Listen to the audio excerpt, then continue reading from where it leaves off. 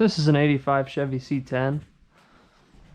We're going to be trying to put it back on the road after being off for quite some time.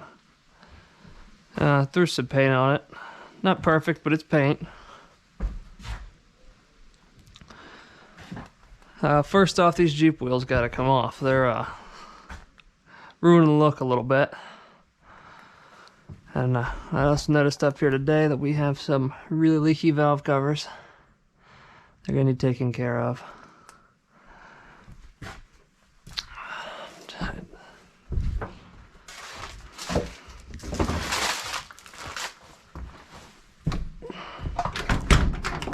I can get the door open. Then we got to take care of this seat a little bit here. Because she's seen some better days.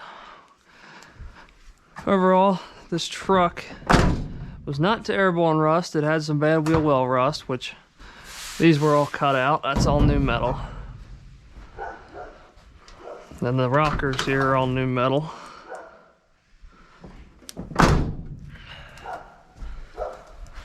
We're gonna do a 2-layer bed liner here shortly after that, because it's just easier than trying to fill in all the little cracks and dents that are in it from being a workhorse all these years. And yeah, it's gonna look a lot better if you do some bed liner instead of trying to paint it the same color in there. Overall, I say let's get started with them valve covers and get them done, because I don't want to be smelling oil down the road. Let's get these, man, boy, it is cold up here right now, I'll tell you that. I need to throw some gloves on before touching all this bare metal. Oh yeah, she's gonna be stuck on there. Ugh. Come on. There we go. Alright, figure them out later.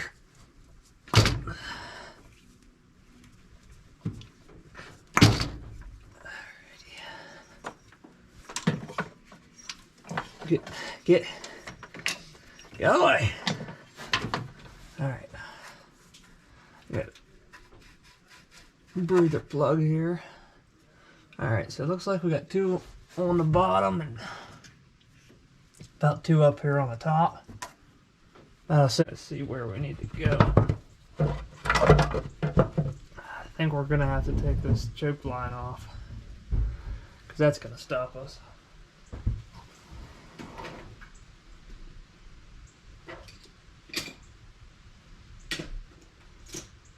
As much as I want to sit there and finagle it around it for 10 minutes, I think it's just take it easy right here and get it out of the way.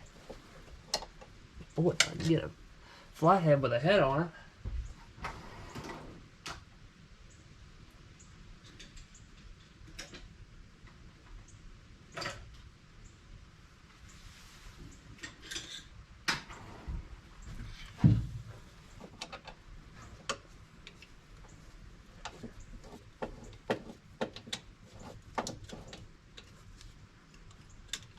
Come on.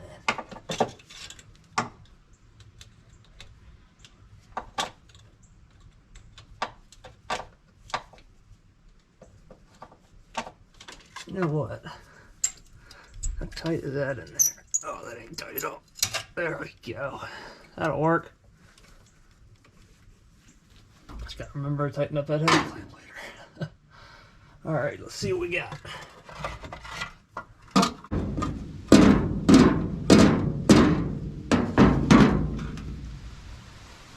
Alrighty, now, it's a good idea to put some extra sealant around areas that won't have a lot of pressure on them, or there's a bolt hole near it. Just gives us an extra little chance of sealing up if the RTV here is any good. So just get yourself a little dab there and work her around the edges.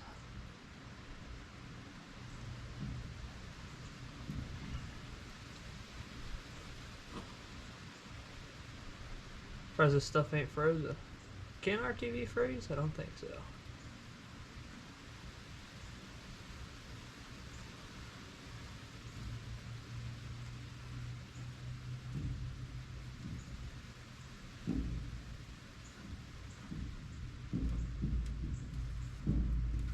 just gonna be trying real hard here to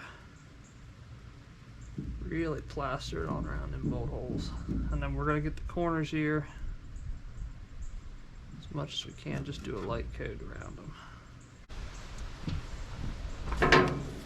You're gonna grab your new gasket here, which there's the part number for that, if anyone needs it. Fits most of the Chevy motors of this era. Grab one of your cork gaskets here. Now these things can be real hateful if you don't get them pressed in right when they seal, and you don't want to tighten them down tight. You just want to go snug and then some, just a little bit. Now see what kind of doohickey they try to do with these two holes here.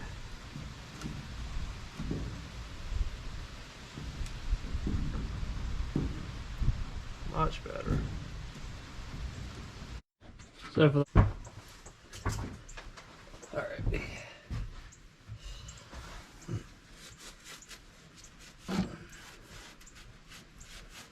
You'll have a lot of oil crud buildup, that kind of stuff. Just want to knock that down. You'll notice this is a real porous surface. That's why the those cork gaskets are important.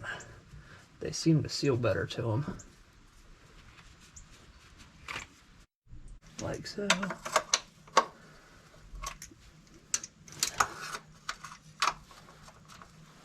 Alright, then you're gonna grab a ratchet.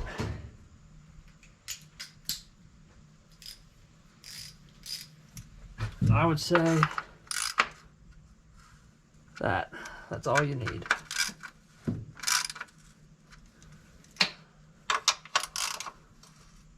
Just a little bit of tension on it. Now I'll do the other side off camera here, because I mean, you get the deal over there. The only difference you may have is over here you got a vacuum thing instead of a, what do you call it? So these are the stock Chevy wheels I got for the old C10 here. I think they're gonna look a lot better than what we're running right now, because this wheel combo, tire combo is not doing it for me. We gotta change a few tires out. This one's kind of rough and this one's rough. Rest are okay condition, good enough to go down the road for a while. Nothing crazy about them. Now this is really cool. This is an old 1960s Bushman tire changer. I've had this thing for a while now and it has not failed me yet. It's belt driven.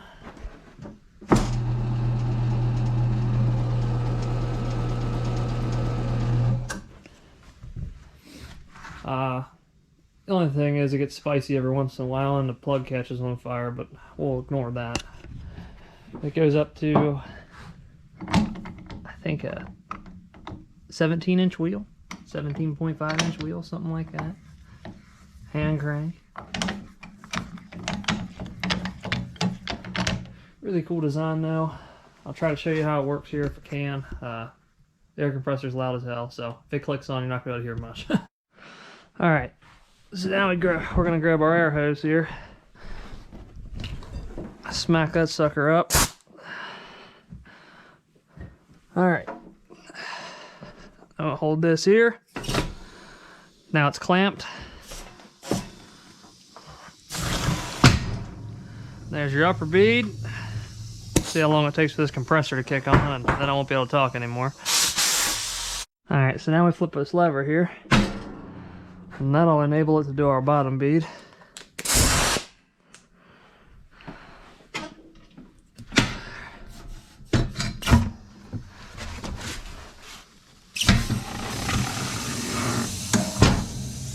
Alright, 2 for 1. Alrighty, let's see where we go with it.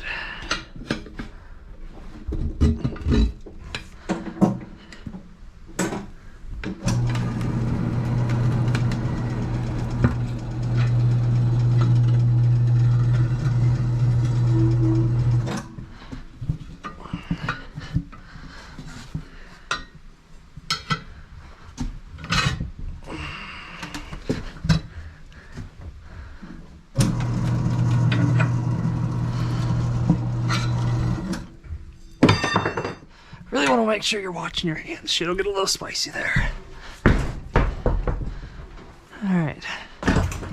Alright, so we got our wheels and tires mounted up, and boy does that look a lot better. Almost looks like a Chevy truck. But now we're going to move on to getting this bed liner done. We got it all masked off the line I chose. It's going to help smooth all that out. It's a shame to cover up new paint, but like I said, it's a lot easier than trying to fix all them little tiny scratches. This will just take care of it all in one swipe.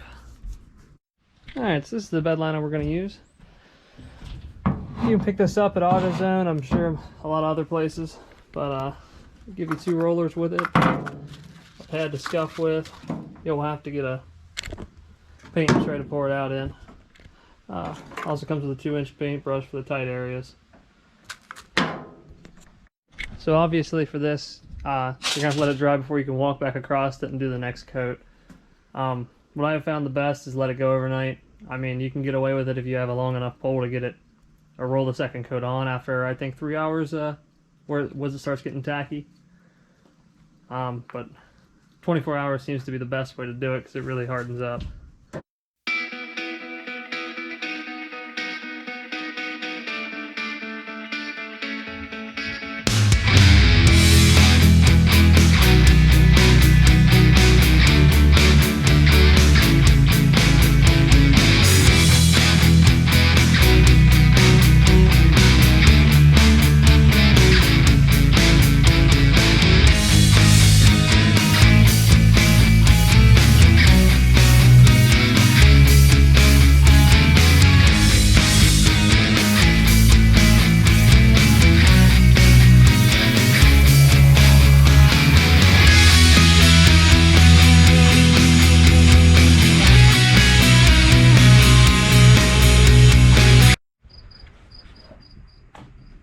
The next day here, we got all the second coat bed liner done.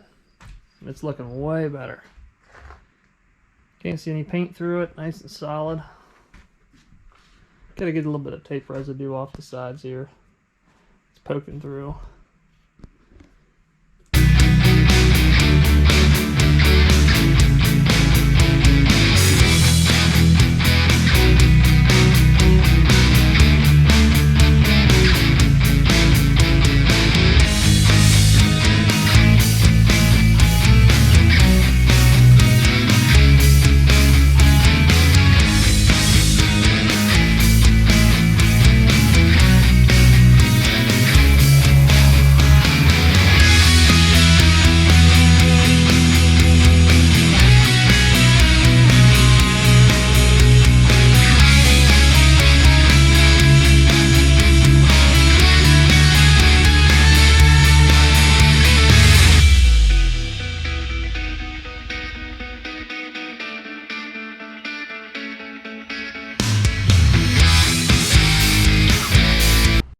Alright, so we got our all vacuumed out here, seat cover on, bed liner in, valve cover's done, paint job, wheels and tires, all the body work repaired. It's a shame I didn't get that on camera, but what can you do? I think it's time to take it for a drive.